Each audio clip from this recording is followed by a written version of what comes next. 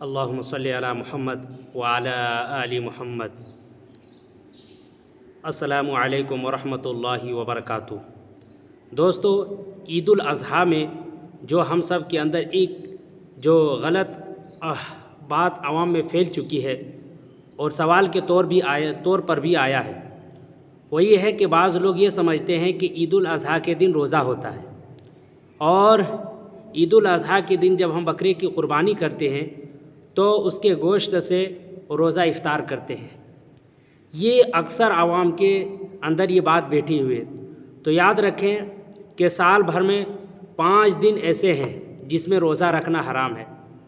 پہلا دن ہے عید الفطر کا، یعنی جب ہم لوگ عید الفطر کے دن منانے جاتے ہیں تو بعض آدمی کیا کرتا ہے، روزہ رکھتا ہے۔ عجیب میٹر ہے، اور کچھ مٹھائی وغیرہ کھا کر کہتا ہے کہ ہم روزہ افطار کر لیں۔ تو یاد رکھیں وہ روزہ نہیں ہے۔ روزہ تو شریعت میں یہ ہے کہ صبح صادق سے لے کر افطار تک، یعنی مغرب کی اذان تک، جو مغرب کا وقت ہوتا ہے، افطار کا وقت، اس وقت تک روزہ ہوتا ہے۔ یہ روزہ نہیں ہوتا ہے کہ ابھی صبح کچھ نہیں کھائے پھر کچھ میٹھا وغیرہ کھا لیے، تو یہ بھی غلط فہمی ہے۔ اس دن کا روزہ رکھنا حرام ہے۔ ایک تو عید الفطر کا روزہ رکھنا حرام ہے، دوسرا ہے عید الاضحیٰ کا دن۔ سال بھر میں 5 دن ہے، ایک عید الاضحیٰ کا دن یعنی قربانی کا دن، یعنی 10 ذی الحجہ، 11 ذی الحجہ، 12 ذی الحجہ، 13 ذی الحجہ، ایام تشریق، یہ 13 ذی الحجہ تک، یہ 4 دن، اس 4 دن میں روزہ رکھنا بھی حرام ہے۔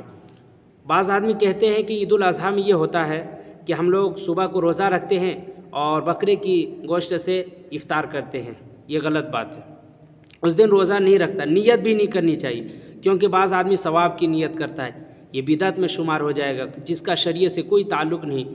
اللہ کے رسول صلی اللہ علیہ وسلم سے بس اتنا ثابت ہوتا ہے کہ آپ صلی اللہ علیہ وسلم کی مستحب یہ ہے، یعنی مستحب یہ ہے کہ آدمی چونکہ عید الاضحیٰ اور عید الفطر میں اللہ کے مہمان ہوتے ہیں، اس لیے عید الاضحیٰ میں صبح سے کچھ نہ کھائے، بلکہ قربانی کے گوشت سے ہی کھانا مستحب ہے، باقی وہ روزہ نہیں ہوتا ہے۔ یاد رکھیں، اس ذہن اپنے دل سے یہ بات نکال دیں کہ اس دن کا روزہ نہیں ہے۔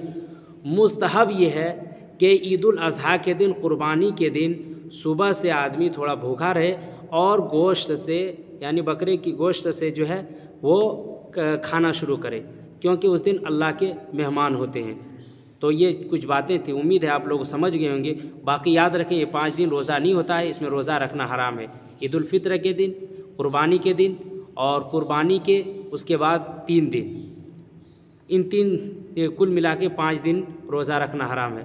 باقی اس میں روزہ نہیں ہوتا ہے، بلکہ یہ مستحب ہے کہ آدمی قربانی سے گوشت سے یہ کر لے، کھانا شروع کر دے۔ امید ہے آپ لوگ سمجھ گئے ہوں گے۔ اللہ تعالی ہم سب کو بدعات سے حفاظت فرمائے، آمین۔